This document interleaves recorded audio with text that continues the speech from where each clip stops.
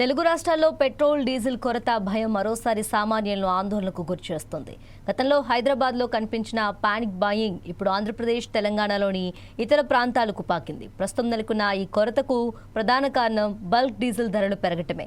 పరిశ్రమలు, రవాణా సంస్థలు మరియు ఇతర భారీ వినియోగదారులు సాధారణంగా ఆయిల్ కంపెనీల నుండి నేరుగా భారీ మొత్తంలో డీజిల్ కొనుగోలు చేస్తూ ఉంటారు.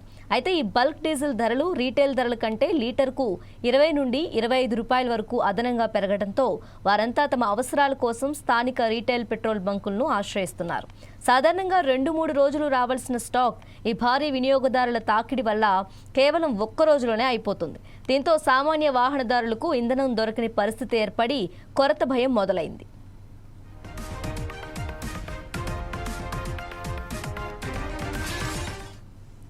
మరోవైపు చమురు కంపెనీలు అనుసరిస్తున్న కొత్త విధానాలు పెట్రోల్ బంకుల యజమానులకు భారంగా మారాయి. గతంలో ఆయిల్ కంపెనీలు డీలర్లకు కొంతమేరకు క్రెడిట్ సౌకర్యం కల్పించేవి. దీనివల్ల స్టాక్ నిరంతరం అందుబాటులో ఉండేది.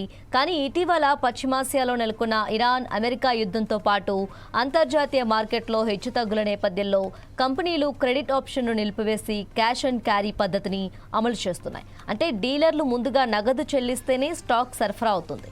భారీ మొత్తంలో నగదు చెల్లించి స్టాక్ తెప్పించుకోవటం చిన్న డీలర్లకు కష్టంగా మారటంతో అనేక బంకుల్లో నో స్టాక్ బోర్డులు దర్శనమిస్తున్నాయి.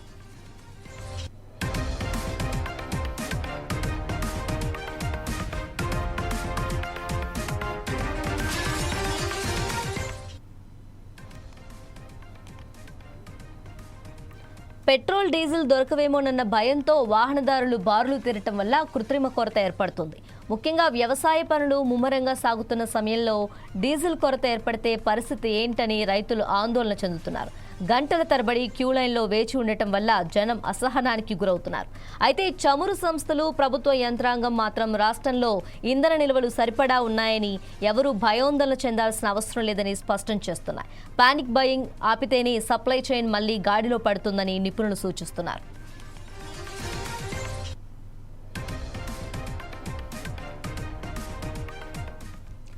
ఇదిలా ఉంటే తెలంగాణ రాష్ట్రంలో పెట్రోల్, డీజిల్ కొరత ఉందని సోషల్ మీడియాలో వార్తలు విపరీతంగా వైరల్ అవుతున్న వేళ పుకార్లకు తెలంగాణ ప్రభుత్వం తెరదించింది. తెలంగాణ వ్యాప్తంగా చమురు, ఎల్పీజీ గ్యాస్ నిల్వలు సమృద్ధిగా ఉన్నాయని, ప్రజలు ఎలాంటి ఆందోళనకు గురికావద్దని పౌర సరఫరాల శాఖ స్పష్టం చేసింది.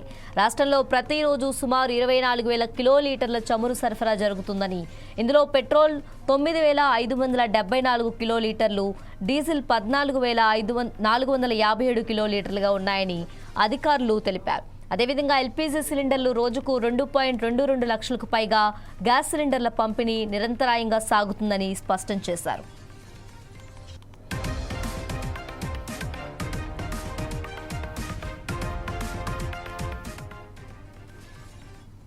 అటు ఏపీ వ్యాప్తంగా పలు చోట్ల పెట్రోల్, డీజిల్ కొరతతో వాహనదారులు ఇబ్బందులు పడుతున్నారు.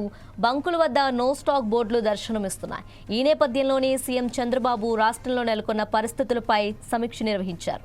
రాష్ట్రానికి ఇంధన సరఫరా 10% అదనంగా పెరిగినప్పటికీ పానిక్ కొనుగోలు కారణంగా అనేక చోట్ల పెట్రోల్ బంకుల్లో రద్దీ కనిపిస్తుందని అధికారులు సీఎంకు వివరించారు. సాధారణంగా ఏపీలో రోజుకు 6,330 కిలోలీటర్ల పెట్రోల్, 9,048 కిలోలీటర్ల డీజిల్ అమ్మకాలు జరుగుతాయని, అయితే పెట్రోల్, డీజిల్ కొరత ఉందనే ఆందోళనతో వాహనదారులు భారీగా కొనుగోలు చేస్తున్నట్లు అధికారులు తెలిపారు. సాధారణంగా జరిగే కొనుగోలుతో పోలిస్తే ఏకంగా 50% పెరగటంతో పెట్రోల్ బంకుల వద్ద నిల్వలు అయిపోతున్నాయని వివరించారు. ఆంధ్రప్రదేశ్ వ్యాప్తంగా 4,510 పెట్రోల్ బంకులు ఉన్నాయని, అయితే కొరత కారణంగా ఇందులో 421 పెట్రోల్ బంకులు మూతపడినట్లు చంద్రబాబుకు వివరించారు. ఈ నేపథ్యంలో పెట్రోల్, డీజిల్ కొరతపై ప్రభుత్వ శాఖలు తీసుకున్న చర్యలు, సమస్య పరిష్కారంపై తనకు నివేదిక సమర్పించాలని సీఎం చంద్రబాబు అధికారులను ఆదేశించారు.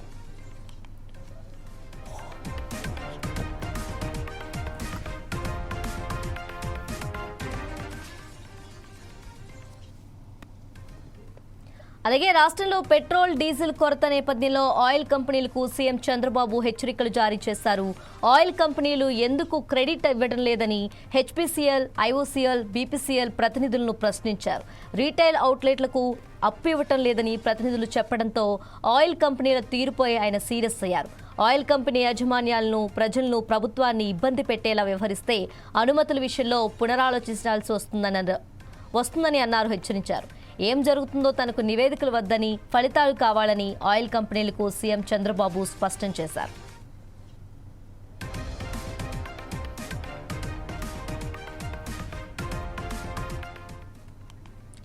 మరోవైపు సీఎం చంద్రబాబు ఆదేశాలతో పౌర సరఫరాల శాఖ మంత్రి నాదెండ్ల మనోహర్ ఆయిల్ కంపెనీలు, డీలర్లతో సమావేశమయ్యారు. ప్రస్తుత పరిస్థితులలో సమర్థంగా పనిచేయాలని, ఇంధన సరఫరాల్లో సమస్యలు లేకుండా చూడాలని కోరారు. ఇంధన సరఫరాకు సంబంధించి కొన్ని చోట్ల సమస్యలు తలెత్తాయన్న మంత్రి నాదెండ్ల మనోహర్ జిల్లాలోని జాయింట్ కలెక్టర్లు ఆయిల్ కంపెనీల డిపోల వద్దకు వెళ్లి తనిఖీలు చేపట్టాలని సూచించారు. సరఫరాల్లో ఆలస్యం లేకుండా పర్యవేక్షించాలని ఆదేశించారు.